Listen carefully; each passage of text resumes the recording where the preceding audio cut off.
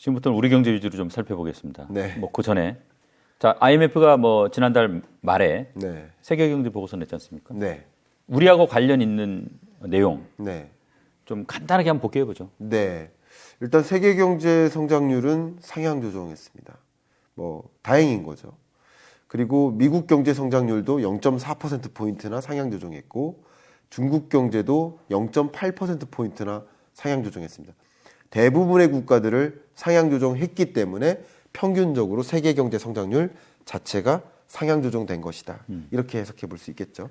물론 여러분은 오해하지 마시고요. 상향 조정됐을 뿐이지 그 수치는 여전히 낮은 거다. 경기 침체 국면에 초입에 해당된다. 이렇게 판단해 주시고요. 다만 우리 경제는 하향 조정했습니다. 종전에 10월까지만 해도 우리 경제를 2.0% 성장할 거야. 이렇게 전망을 했었거든요. 예. 근데 이번 1월 말 들어서 성장률을 1.7%로 0.3%포인트나 낮춰잡았습니다. 그러니까 이 1.7%로 낮춰잡은 걸 조금 해석을 해드린다면 제가 지난 10월에 제 경제전망서를 가지고 경제전망 성장률 전망치를 말씀드릴 때 1.9%를 제가 제시했었어요. 그리고 11월에 KDI가 1.8%로 제시했고요.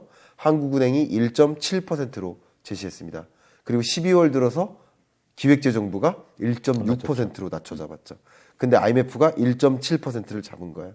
근데 1.6이든 1.7, 1.8, 1.9든 지금 2%가 안 되는 이 성장률 있죠. 이 성장률이 자주 만나는 성장률이 아닙니다. 역사상 5번째 만입니다. 그럼 4번이 뭐냐? 4번이 우리가 겪었던 경제 위기예요. 1980년 오일 쇼크에 따른 경제 충격. 마이너스 1.6% 역성장했습니다. 두 번째가 1998년 IMF 외환위기 마이너스 5.1% 역성장했습니다. 2008년 글로벌 금융위기 우리나라 0.8% 플러스 성장했지만 경제 위기라고 분류를 합니다. 그리고 2020년 팬데믹 경제 위기 마이너스 0.7% 역성장했습니다. 경제 위기 4번을 제외하면 1%대 성장률 이 값이 가장 낮아요. 이게 경기 침체인 거죠. 하향 조정한 것도 중요하지만 그 전망치 자체가 의미하는 것이 안타깝게도 한국 경제를 매우 비관적으로 보고 있다. 근데 대내외적으로 보고 있다. 우리나라 연구기관들도 그렇게 보고 있고 대외기관들도 그렇게 보고 있다라는 점에서 좀 함의를 찾을 필요가 있지 않을까 생각합니다. 좀 야박한 전망을 한 이유는 뭐라고 설명하고 있습니까? 우리나라만 이렇게 하향 조정한 여러 가지 이유들이 있는데요. 앞서 말씀드렸던 수출. 상대적으로 우리나라는 수출에 민감하고 상대적으로 우리나라는 그런 내구재 수출이나 경기 침체에 민감한 수출 구조를 갖고 있어서라고 해석해 볼 수 있겠고요. 우리나라만 안고 있는 좀 병폐가 있어요. 그러니까 세계적으로 채권 시장이 좀 안정화되고 있어요. 지금 불안한 상황인 건 맞습니다. 여전히. 그러나 그 불안함의 정점이 지난 22년 10월, 11월이었기 때문에 그때보다는 좀 다소 안정화되는 흐름하에 있다 이렇게 해석해 볼 수 있겠습니다. 그런데 우리나라는 좀 불안한 것이 바로 미분양 주택입니다. 미분양 주택이 최근 값으로 6만 8천 호를 찍었는데요. 2월 끝자락에 또 통계가 나오겠죠. 1월 통계가. 그때는 7만 호를 넘어설 것으로 보고 있습니다. 공급은 늘어나는데 수요자가 없기 때문에 수요가 굉장히 미진하기 때문에 수요가 조금 반등했다는 표현들도 있잖아요. 수요가 조금 반등했을지라도 그 반등하는 수요 이상으로 공급이 일어나고 있어요. 그러니까 가격은 아무래도 떨어질 수밖에 없겠죠. 미분양 주택은 더 늘어날 수밖에 없겠죠. 근데 건설사들이 이렇게 분양 사업하는 이유가 뭘까요?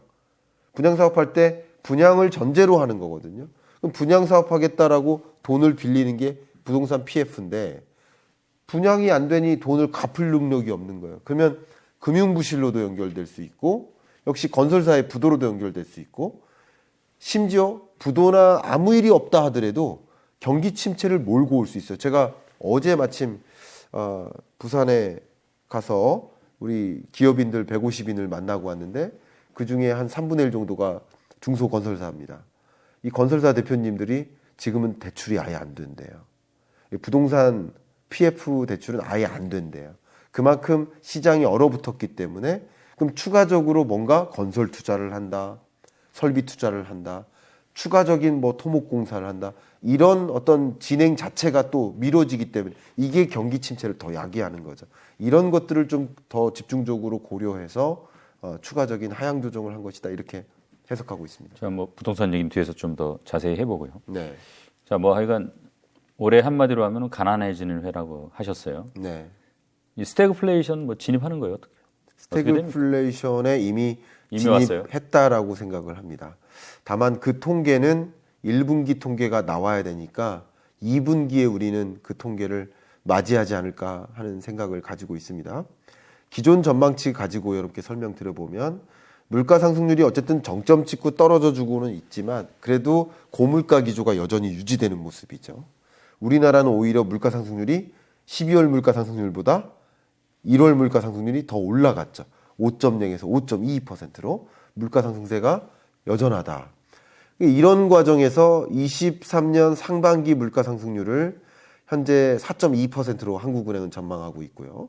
그리고 하반기를 3% 정도, 3.1%로 전망하고 있습니다. 그래서 23년 연중의 물가 상승률이 대략 3.5%일 것이다 라고 전망하고 있습니다. 근데 이 통과하는 구간, 다소 좋은 구간인 거죠. 지금 안정화되고 있으니까 좋게 해석하는 거죠. 근데 좋게 해석한다고 하더라도 4.2%로 물가가 상승합니다. 그러면 위험 수준, 목표 물가의 2배, 4%를 넘어서니까 위험 수준인 거예요. 23년 상반기가요. 근데 경제 성장률 전망치는 상반기가 1.3%입니다. 그러면 저성장과 고물가가 같이 크로스돼서 만나는 구간이 23년 상반기이기 때문에 소위 말해서 소득이 줄고 물가는 여전히 오르고 소득이 오르면서 물가 오르면 괜찮은데 또 물가가 떨어질 때 소득 떨어지는 건 괜찮은데 물가는 올라가는데 소득만 떨어지는 이런 구간이기 때문에 가계 경제 전반적으로 가난해지는 것이고 저는 소득 안 줄었는데요 하시는 분들조차도 나 통장에 찍히는 소득이 똑같아요 라고 하시는 분들조차도 그 통장에 찍히는 소득이 똑같다 하더라도 그 소득을 가지고 살 수 있는 물건의 개수가 줄어들기 때문에 가난해지고 있는 거예요. 이런 모습이기 때문에 참 어렵다라고 말씀드리는데 그게 스태그플레이션이고 스태그플레이션에는 이미 진입한 모습이다라고 저는 생각을 하고 있습니다. 이게 이제 한국은행이 금리 올릴 만큼 올린 것 같다. 이제 뭐 곧 뭐 인하도 가능하지 않겠느냐. 뭐 이런 금리 인하 기대감. 네. 이건 너무 좀 기대인가요? 너무 과한 기대라고 생각합니다. 근데 제가 여러분께 드리는 이야기는 그 시장에서 그 기대감을 부추기는 그 흐름도 이해를 하셔야 됩니다. 왜냐하면 특히 금융 사이드에서 IB뱅크들이 기대감을 막 조성해요. 그러면 돈이 실제로 이동합니다. 왜냐하면 주식시장은 선행지표다라고 말하는 이유가 심리적인 기대감만으로도 돈을 이동시키는 거예요. 실제로 지금 MMF 많이 올라가요. 그럼요. 그러니까 돈이 이동해서 주가가 올라가는 흐름인 거예요. 그래서 기대감을 이해하는 것도 저는 필요하다고 생각됩니다. 근데 어쨌든 그 기대는 헛된 기대인 것도 우리는 이해할 필요가 있는 거죠. 그러니까 파월의 마음, 연준의 마음도 한국은행의 마음도 같이 봐야 될 텐데 제가 뭐 유튜브니까 이렇게 말씀드릴 수 있을지 모르겠습니다만 뭐 파월은 무슨 생각을 하고 있을까요? 파월은 여러분의 주식 걱정할까요? 여러분의 부동산 걱정할까요? 파월은 자기 다음 커리어를 고민하지 않을까요? 파월도 뭐 3개월은 모르는 거 아닙니까? 본인도. 그렇죠. 네, 본인도 모르니까. 그러니까 다음 커리어를 고민하지 않을까. 저는 그런 생각을 하는데 옐렌처럼 자기도 재정부 장관이 된다든가 아니면 하버드대 뭐 석좌 교수로 간다든가 이런 뭔가 다음 커리어를 고민할 때 뭐가 도움이 될까요? 물가 잡는 기구로서 물가 확실히 잡았다라는 그 성공적인 이력을 만들어 가야 되지 않을까요? 뭐 그런 입장도 있고요. 역시 파월뿐만 아니라 바이든 입장에서도 이제 곧 재선이 이제 오는 시점이 와요. 그럼 재선을 놓고 뭐를 잡아야 될까요? 표를 위해서 물가를 잡아야 되거든요. 표를 위해서. 사실 저는 개인적으로 IRA를 성명서에 사인한 것도 저는 중간 선거를 겨냥해서 선거용으로서 한 것이다라고까지 일정 부분 생각을 하고 있습니다. 선거에 도움이 되거든요. 내가 반드시 물가 잡는 사람이다라는 것을 보여줘야 된다. 그러니까 그런 식으로 생각해 본다면 물가를 잡아야 된다는 것이 이 공공사이드 혹은 중앙은행의 역할, 물론 둘은 분리되어 있지만 그럼에도 불구하고 물가 잡기 위해서 달려가야 되니까 상대적으로 우리가 갖고 있는 그 기대감은 좀 과한 기대감이 아닐까 이렇게 생각을 하고 있습니다. 자, 그렇다고 하면 이제 금리라는 건 뭐 세 가지 아닙니까? 뭐 내리거나 횡보하거나 오르거나. 네.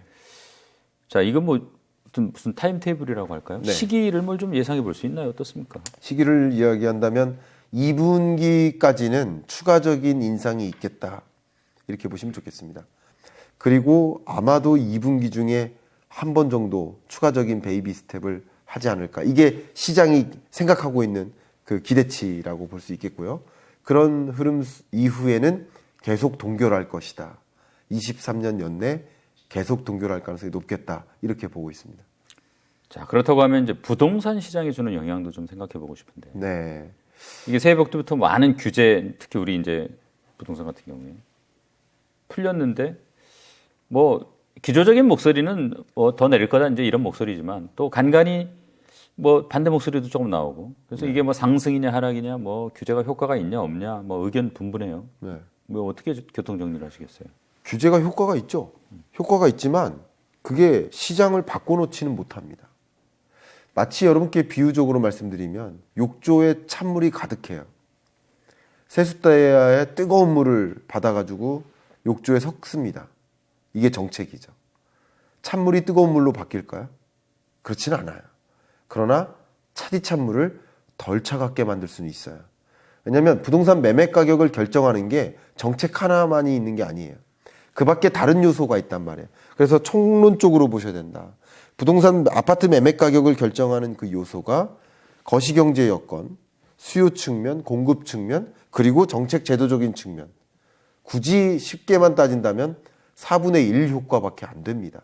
나머지 여건이 그대로라면 정책만으로 부동산 매매 가격을 떨어뜨리는 장세에서 플러스 장세로 바꾸기는 어렵다. 이렇게 해석을 하고 있습니다. 자, 그 네 가지 중에 이제 정책은 받고, 자, 거시경제, 뭐 당연히 이제 그 중에 금리일 텐데, 네. 자, 금리와 부동산 당연히 뭐 상관관계 있을 거고, 네. 지금 이 시장에서는 지금 어느 정도 그 관계가 있는 거예요? 지금은 지배적인 관계가 있다. 이렇게 생각합니다. 25%가 아니네. 아닙니다. 왜냐하면 이 금리가 또 수요와 공급에 영향을 직격타를 줘요. 왜 그러냐? 단적인 거 한번 말씀드릴까요? 공급에도 영향을 줍니다. 왜냐하면 금리가 올라가니까 이 세입자들이 월세를 선호해요. 그러니까 전세 세입자가 줄어서 역전세난이 납니다. 그러면 다주택자들이 어떻게 할까? 불안합니다. 세입자가 나가면 안 찰까봐 실제. 그러니까 전세 가격을 어떻게 합니까? 낮춰잡고 있어요. 낮춰잡고 있는 과정에서 다주택자들의 그러면 보증금 차익만큼을 추가적으로 부담해야 돼요. 근데 금리는 여전히 높아요. 그러니까 어떻게 합니까? 내놓죠. 금매. 금매는 사실 자기 주택을 가지고 내놓지는 않습니다. 다주택자들이, 갭 투자자들이 내놓는 게 금매예요. 그런 게 시장 가격을 형성시켜요. 금리가 이렇게 공급에 영향을 미치잖아요. 수요도 마찬가지예요. 금리가 높아져 버리면 주택을 구매하려는 여력 자체가 축소될 수밖에 없어요. 주택 구매 여력도 축소되고 뭐 집값이 오르겠어 하는 마음, 구매 의사도 축소시켜요. 이 두 가지를 다 축소시키니까 수요 측면에서 얼어붙어요. 공급은 늘어나는데 수요가 위축돼요. 수요 공급에 영향을 미치는 그 지배적인 요인도 역시 금리이기 때문에 금리 하나만 가지고도 모든 것을 설명해낼 수 있지 않나 저는 그렇게 생각을 하고 있습니다. 특히 이 시기에 이제 금리의 영향력이 좀 큰 거군요. 지금 그러면 이제 뭐 정책, 자, 거시경제, 금리, 수요, 공급 이제 좀 설명을 해주셨고, 뭐 이 네 가지의 어떤 그런 지표를 가지고 이 시장을 보면은 어느 정도 해석이 되겠군요. 네. 자, 여기 뭐 이제 지금 전세, 월세 뭐 말씀하셨는데 이 전세 시장하고 매매 시장을 뭐 대개 이제 뭐 전세가 좀 매매의 선행 지표다 이렇게 말들 하지 않습니까? 그렇습니다. 지금 이 우리 시장에서 전세하고 이 매매 시장 간의 관계는 딱 어떻게 이해하면 정확하게 이해할 수 있는 겁니까? 저는 개인적으로 전세 가격 등락률은 매매 가격 등락률의 선행 지표다라고 네. 보고 있고 그 선행성은 한두 달 정도. 한두 달. 굉장히 근거리에서 같이 움직인다. 이렇게 보시면 좋겠습니다. 예. 전세 가격이 떨어지기 시작했고 본격적으로 떨어진 게 22년 중반 정도예요. 그러면 그때부터 전세 가격이 떨어진다는 얘기는 교체 수요라고 할까요? 전세 세입자가 계약 기간이 종료될 때 그때 추가적인 공실이 발생해요. 그러면 지금 전세 가격이 22년 중반부터 떨어지기 시작했잖아요. 예. 그러면 결국은 1, 2년 지났을 때 소위 23년에는 전세 가격이 더 떨어질 수 있습니다. 그럼 더 떨어지면 다주택자들이 집을 갖고 있을 능력이 없어요. 그러니까 급매로 내놓는 거예요. 급매로 내놓고 2개, 3개 있으면 다주택자가 5개를 왜 갖고 있을까요? 하나만 자기가 사는 거고 나머지는 전세 준 거 아니겠습니까? 근데 전세 가격이 떨어지니까 집을 갖고 있을 능력이 없는 거죠. 금리는 여전히 높은데. 그러니까 이런 것이 전세 가격이 매매 가격에 영향을 주는 그 요인이 다주택자들의 마음에서 생각해 보면 쉽게 이해가 되실 거라고 생각이 되고, 물론 다주택자들의 공급도 있고 기존 주택 공급도 있고 또 신규 주택 공급도 있고 여러 가지가 있지만 그 시장 내에 여러 가지 공급 물량 중에 다주택자의 공급만 늘어나더라도 어쨌든 영향을 미치는 거잖아요. 예. 그렇게 생각을 하시면 도움이 되겠습니다. 자, 마지막으로 좀 부동산 얘기 쭉 했는데, 자, 총론적으로 부동산 시장 한번 정리해보고 오늘 순서 마무리하겠습니다. 제가 앞서 이 물가 상승률을 가지고도 통계적으로 오르는데 정점을 향해서 오르는 데까지 걸리는 시간이 또 떨어지는 데까지 걸리는 시간과 유사하다 말씀드렸는데요. 매매 가격 등락률도 비슷하다고 생각을 합니다. 이게 무슨 말이냐? 22년 초중순부터 매매 가격 등락률이 0 밑으로 떨어지기 시작했습니다. 그러다가 이게 저점이 마이너스 0.48%예요. 이 값은 전주 대비 전국 평균 아파트 매매 가격의 등락률을 말씀드리는 중인데요. 그 등락률이 마이너스 0.48, 거의 마이너스 0.5%까지 떨어진 거예요. 전세 가격 등락률은 마이너스 0.8까지도 가깝습니다. 그러니까 이 정도로 떨어지니까 추가적인 하락이 있을 수도 있고요. 이 하락세가 계속 유지되게 만든다라고 볼 수 있습니다. 그럼 이 떨어지는데 걸리는 시간이 대략 한 1년 정도 된다라고 본다면 그 저점으로부터 다시 플러스 0을 향해 가는 그 구간이 또 1년 정도 간다. 이렇게 생각해 보면 적어도 23년 연내에는 집값이 계속 조정되는 구간이다. 수요가 여러 정책적인 요인으로 반등할 수 있어요. 특히 고가의 주택 같은 경우는 기본적으로 규제를 완화하는 구간에서 발생할 수 있어요. 수요가. 그러나 그것이 전체 시장을 이끌어갈 수 없고 또 중요한 것은 수요가 늘어난다 하더라도 공급을 초과할 만큼 늘어나지 않으면 가격이 플러스로 전환되긴 어렵기 때문에 23년 연내에는 부동산 매매 가격, 아파트 매매 가격 자체는 어쨌든 마이너스에 맴돌 가능성이 높겠다 이렇게 생각하고 있습니다. 그럼 뭐 언제쯤 이 가격이 좀 방향이 바뀔 수 있다고 보세요? 그냥 이 경제나 부동산 시장을 포함한 시장을 이제 분석하는 사람으로서 저의 감은 생각보다 그렇게 장기화되진 않을 수도 있다. 않을 수도 있다라는 거예요. 왜냐하면 그 모멘텀이 바뀌는 구간이 다 짧아졌어요. 미분양 주택이 만약에 24년 상반기에 거의 정점을 찍고 좀 해소되기 시작한다고 해볼게요. 만약에 그러면 또 굉장히 강한 매수세가 이어질 수 있습니다. 그러면 또 다시 급반전될 수도 있어요. 그럴 수도 있다라고 표현을 할게요. 그렇기 때문에 지금으로서는 당분간 이제 왜냐하면 제가 판단할 수 있는 그 선행 지표들이 이 매매 가격을 장기간 전망할 수가 없습니다. 그래서 23년 연내까지는 24년 1월까지는 떨어지는 구간이다. 0 상승률이 0 밑에 있다.